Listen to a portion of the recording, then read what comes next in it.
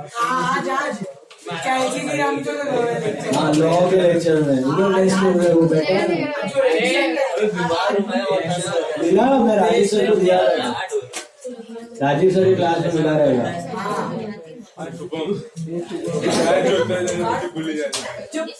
चलो लिखो नोट लिखो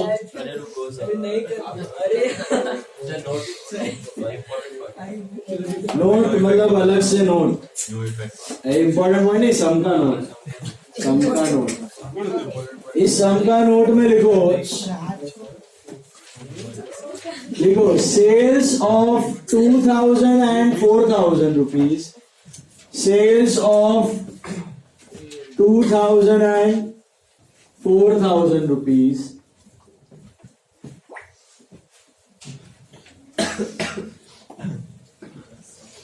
sales of 2000 and 4000 rupees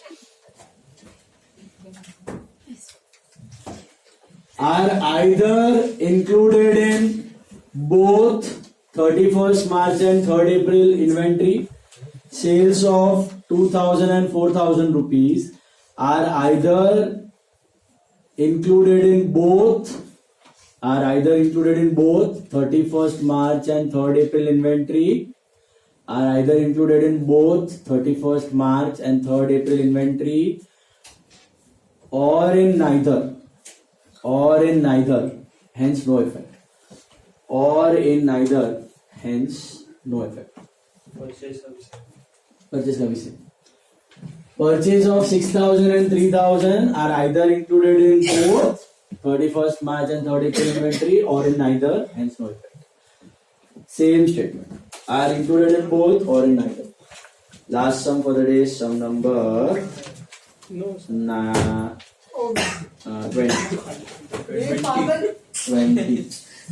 20th sum. मस्त समय एकदम चकाचक जो लोग सो रहे हैं सब जाग जाए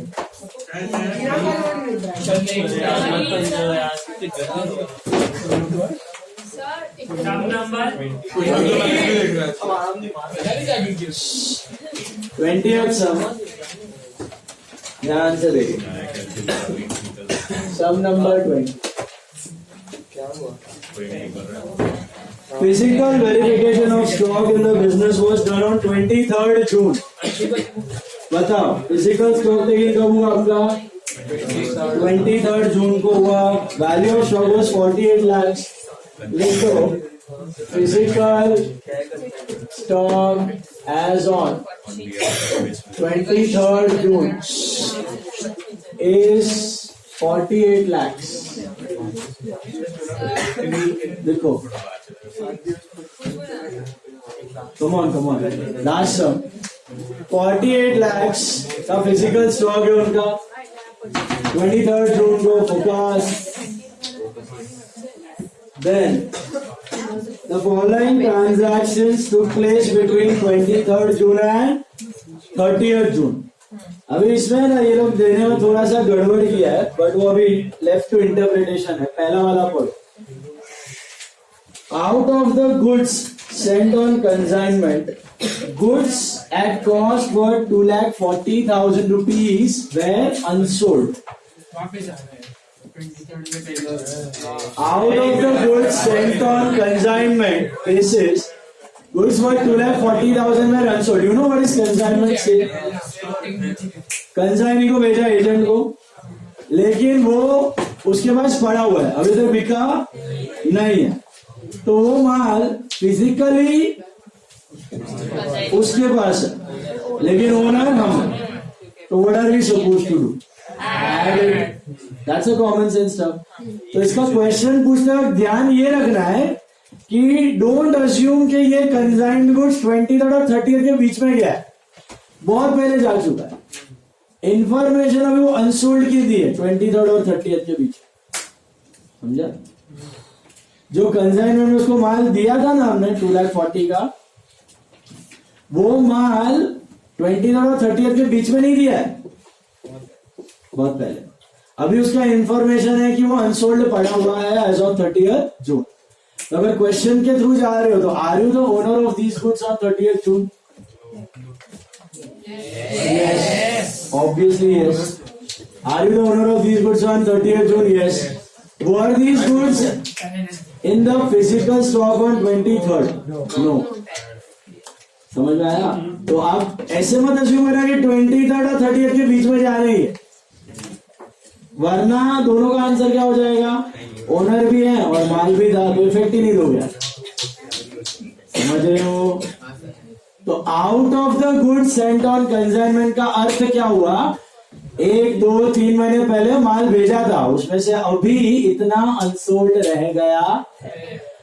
डोंट अज्यूम कि ये माल 23rd और 30th के बीच में गया। तो सर क्या अज्यूम करेगा 23rd और 30th के बीच में गया? How do we come to know? तो ओनली 4 थिंग्स यू अज्यूम कि वो 23rd और 30th के बीच में। Only 4 things. What? Purchase, sales, purchase return, sales. ये 4 को ही अज्यूम करने का कि ये 23rd और 30th के बीच में हो। बाकी का इन्फो नहीं दिया तो वो कभी भी हुआ पहले। समझा? सुना? सो कंसाइनमेंट में माल भेजा कभी था आपने? कुछ महीनों पहले। अभी उसमें से कुछ अनसोल्ड है, तो बताओ, are you the owner of these goods on 30th June? Yes, owner है। हाँ, 30th जून को ओनर है। 23 जून को स्टॉक में होंगे, फिजिकल स्टॉक में? क्यों नहीं होंगे? पहले ही निकल चुका है। आगे से कुछ to add.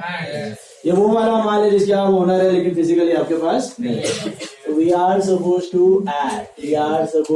add consignment stock of 2,40,000. Is it clear? Hello? Purchases of 4 lakhs were made, out of which goods of 1,60,000 were delivered on 5th of July. गम्मत देखो, परचेजेस का नोट बनाना है। ओके, उसमें 4 लाख का माल है, जिसमें से 1,60,000 का आपको 5 जुलाई को माल आया। तो मैं डिवाइड कर रहा हूँ 2 पार्ट। एक 2,40,000 का परचेज ले रहा हूँ, एक 1,60,000। मुझे बताओ ये 2,40,000 वाले नॉर्मल परचेज, इसका इनवॉइस और माल दोनों कब आया?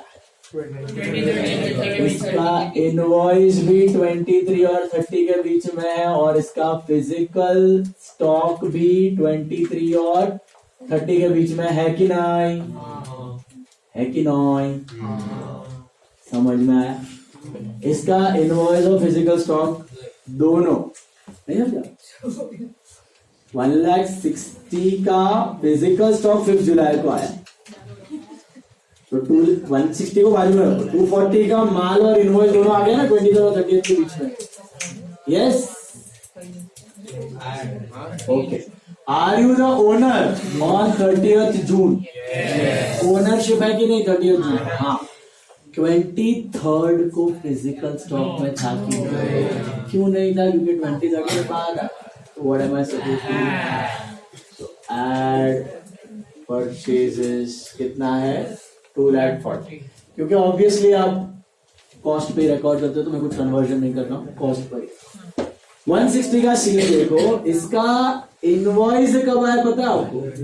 23rd और 30th के बीच में, लेकिन फिजिकल स्टॉक माल आपका आया है 5th जुलाई को। ओके, मुझे बताओ, are you the owner on 30th June of this stock? Yes, owner है?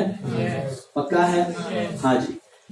Are the goods included in physical inventory on 23rd? हो ही नहीं सकते क्योंकि माल तो 5 जुलाई को आया है, तो ये भी ऐड होगा। तो आप टोटल परचेज सीधा यहाँ पे कितना रिकॉर्ड कर सकते हो? 4 लाख। अलग से भी लिखो, 160 चलेगा, नोट है, जब स्टेटमेंट बनाओगे तब साथ में लिखो। समझ आया? तो यहाँ पे ही आप 240 और 160 दोनों लिख के ऐसे भी लिख सकते हो, 240 फिर 160 स्टेटमेंट में एक साथ कर दे। Got it? All of you got it? All of you? अभी नेक्स्ट है, इसमें कोई डाउट है? परचेज समझा सबको? नेक्स्ट वन देखो, सेल्स वेर 13 लाख। अब मैं पूरा एक बार साथ में पढ़ रहा हूँ, बहुत सारा इंग्लिश है। Sales were 13,60,000 which included goods of 3,20,000 sent on approval. याद है sale on approval? Half of these goods were returned before 30th June, but no information is available regarding the remaining goods. goods are sold at cost plus 25%. However, goods costing 2,40,000 had been sold for 1,20,000. तो अलग से क्या हमच है क्या assume करने का 2,40,000 का जो 120 में बेचा है वो अलग है कि वो 1360 में पड़ा हुआ है पड़ा हुआ है ओके अलग से तो दे विल स्पेसिफाई कि ये अलग है नॉट इंक्लूडेड नहीं है तो सब ओरिजिनल के अंदर पड़ा हुआ इंक्लूडेड है तो अभी सेल्स में गम्मत देखो पहले तो सेल्स के टुकड़े करने ओके आराम से ब्रेक डाउन करके उसको सिंप्लीफाई करना अभी वही लास्ट एडजस्टमेंट है सेल का ये क्रैक हो गया तो खत्म समझ ओवर सेल देखो टोटल कितना दिया पहले तो उसको खाली अलग अलग डिवाइड कर ठीक है 1360 में से सेल और रिटर्न पे कितना भेजा ओके उसको अलग करते हैं 3,20,000 को अलग करते हैं सेल और रिटर्न वाला ओके ठीक है मिला अच्छा 1360 में से 320 हटाओ तो कितना बचता है 1040 बचता है मिला अब normally sale are sold goods are sold at cost plus 25% दिया है but there were certain items which were worth 240 and were sold for 120 तो वो क्या कॉस्ट प्लस 25 पे गया है तो लॉस में गया है अब नॉर्मल सेल है वो भी इसके अंदर पड़ा है कुछ नहीं किया तो सारे के सारे इंक्लूडेड है अच्छा तो 1040 है 1040 के सेल में से मेरे को अगर नॉर्मल सेल निकालना है तो मैं 1040 में से 240 माइनस करूंगी 120 क्योंकि sale happen at which price तो इसके अंदर कौन सा प्राइस पड़ा होगा सेलिंग प्राइस ही पड़ा होगा ना इमेजिन करो आपके पास 10 साइकिल्स हैं 10 साइकिल्स आप साइकिल डीलर हो 9 साइकिल आपने 2000 में बेची तो वो 18,000 और एक साइकिल आपने 1,000 तो टोटल सेल कितना होगा 19 9 साइकिल 2000 में बेची तो 18,000 सेल वैल्यू एंड एक साइकिल 1,000 में बेची तो सेल वैल्यू 19 सारी साइकिल की कॉस्ट प्राइस थी let's say 1,500 whatever 1,500 1,800 whatever 1,500 rupees की कॉस्ट प्राइस थी तो वैसे तो 10 साइकिल की कॉस्ट प्राइस होती है 15,000 उसमें से 9 साइकिल आपने बेची 2,000 तो 18,000 और एक बेची 1,000 तो कितना हुआ सेल 19,000 अब मुझे अगर नॉर्मल साइकिल और अब नॉर्मल साइकिल का सेल अलग करना है तो मैं 19,000 में से क्या माइनस करूंगा 1,000 की 1,500 क्योंकि सेल वैल्यू इंक्लूडेड है सेल्स के अंदर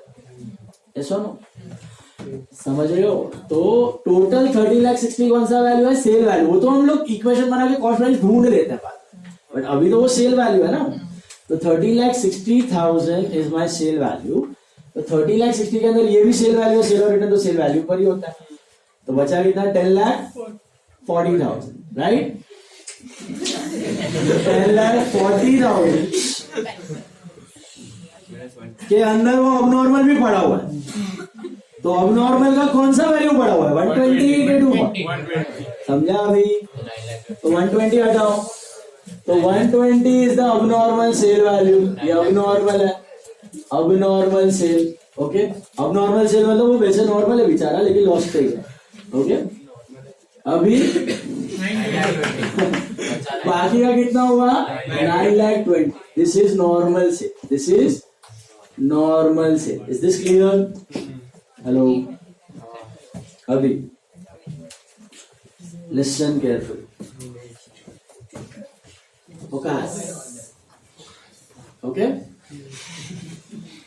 सबसे पहले नॉर्मल को पकड़ते हैं उसको खत्म कर लेते हैं ओके ना नॉर्मल को पकड़ के खत्म कर देते हैं नॉर्मल सेल का सीन क्या है नॉर्मल सेल का सीन है कि इसका इनवॉइस और इसका फिजिकल स्टॉक इनवॉइस और इसका फिजिकल स्टॉक दोनों कब निकला है पता है आपको हाँ जी 23rd और 30th के बीच में इसलिए तो ये नॉर्मल है बदबूत नॉर्मल से समझा दो क्या कि 920 का माल को मैंने एकदम अलग कर दिया शुद्ध सेल इसमें कोई सेल और रिटर्न नहीं है इसमें कोई अबनॉर्मल सेल नहीं है इसमें क्या हुआ आपका 23rd और 30th के बीच में इनवॉइस गया नॉर्मल जो सेल आता है ना और 20 और 30 के बीच में माल गया। Are you the owner on 30th June? No. Yes, no, जा चुका है, माल भी जा चुका है, गया ओनरशिप किया। Are you having those goods in the physical stock on 23rd? Yes, definitely yes, क्योंकि 23rd के बाद गया ना माल। तो मैं क्या करूँ? सेल एट सीपी करना पड़ेगा ना मेरे को। ये तो सेलिंग प्राइस है, ये तो सेलिंग प्राइस है, तो मुझे इसका सीपी ढूंढना है। C plus P S P 100 है ना, कॉस्ट पे है ना। अच्छा, प्रॉफिट ऑन कॉस्ट एसपी पता है ना, ये 100 होगा कॉस्ट। तो ये क्या सीन है इधर? 920 है, तो ढूंढो इसका cost price. 7,36,000। I will subtract 736 बराबर से। ये नॉर्मल सेल हो गया, हटा दिया मैंने इसको, काम तमाम। चलिए अब ये 120 भी सेल ही हुआ है, खाली बेचारे का भाव है ना। ऐसा है कि माल आगे पीछे गया, ये भी वही ड्यूरेशन में हुआ है। तो इसका भी इनवॉइस और फिजिकल स्टॉक कब निकला है पता आपको? 23rd और 30th के बीच में ही निकला है। तो साला इसको अलग क्यों किया? क्यों भेदभाव? लॉस पे बेचा। अगर मैं इसको इसके अंदर ले लेता ना, तो इक्वेशन बना के मुझे गलत कॉस्ट मिलता, क्योंकि सारे के सारे गुड सेम प्रॉफिट मार्जिन पे बिके, इसलिए मैंने इसको अलग किया, इसको अलग किया। Got it? तो ये शुद्ध सेल था, ये नॉर्मल प्रॉफिट पे जा रहा है, 25% प्रॉफिट पे जा रहा है, इसका कॉस्ट मैंने अलग कर दिया।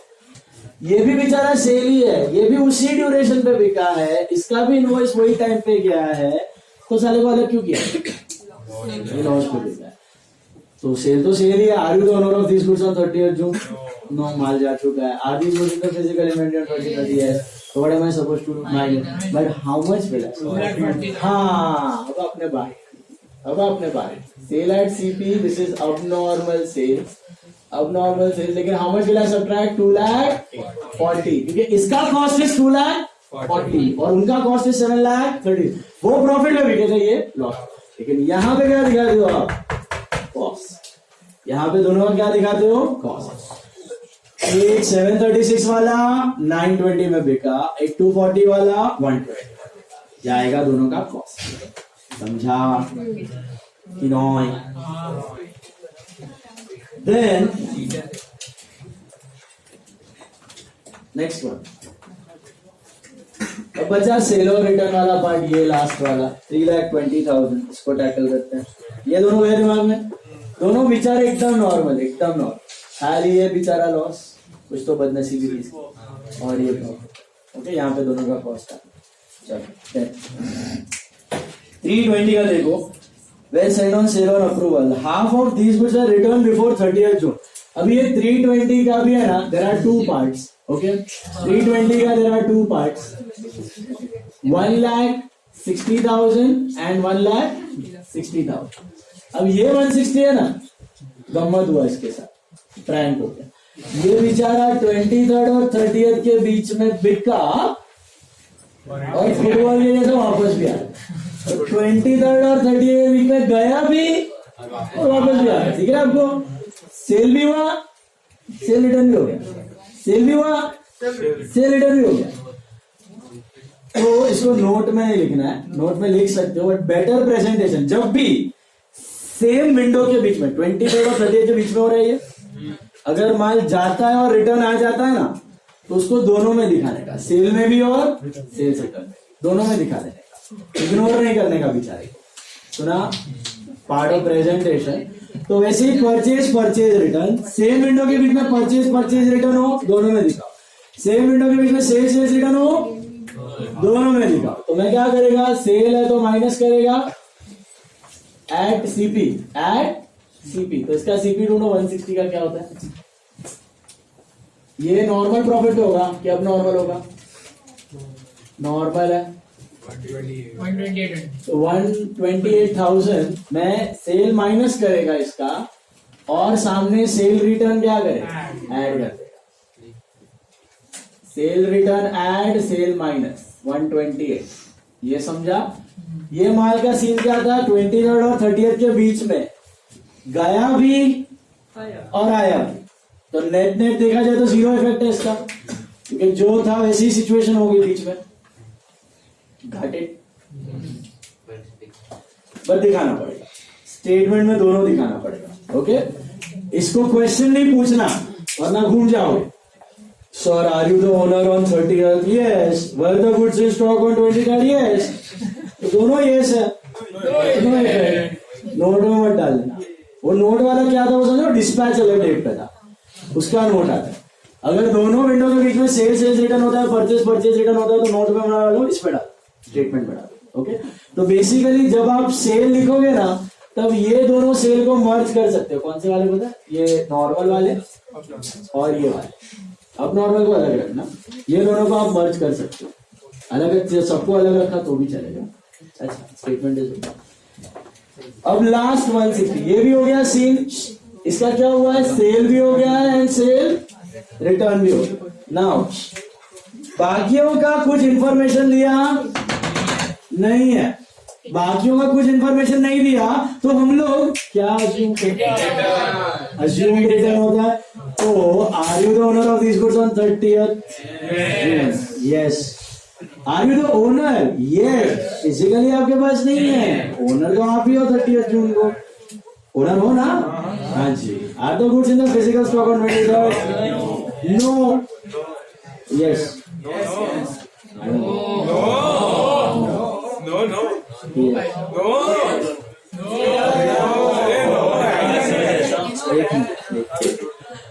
Once again we'll ask, are you the owner of these goods on 30th June? क्योंकि ये assumed return है। Were the goods in the physical inventory on 23rd June? सीधो रिटर्न कब हुआ है? ये माल कब भेजा है? 23rd और 30th के बीच में भेजा है, तो माल भी था आपके पास, तो वैसे तो नो इफेक्ट है। तो ये और ये वैसे नो इफेक्ट है, बट कैसे दिखाने का इसको भी? Sale and sales. इसमें एक्चुअली रिटर्न हुआ है, इसके लिए सेल और सेल रिटर्न। इसमें अज्यूम्ड रिटर्न है, इसके लिए सेल और समझा? तो नोट में मत डाल। तो इसका भी सेम बताऊंगा मैं, माइनस सेल SOR वाला CP विच इज 1,28,000 और सेल रिटर्न SOR वाला CP 1,28,000। तो बेसिकली देखा जाए ना, तो ये पूरा का पूरा 320 हुआ क्या पता है आपको? ये सेल भी हो गया और सेल एक फिजिकल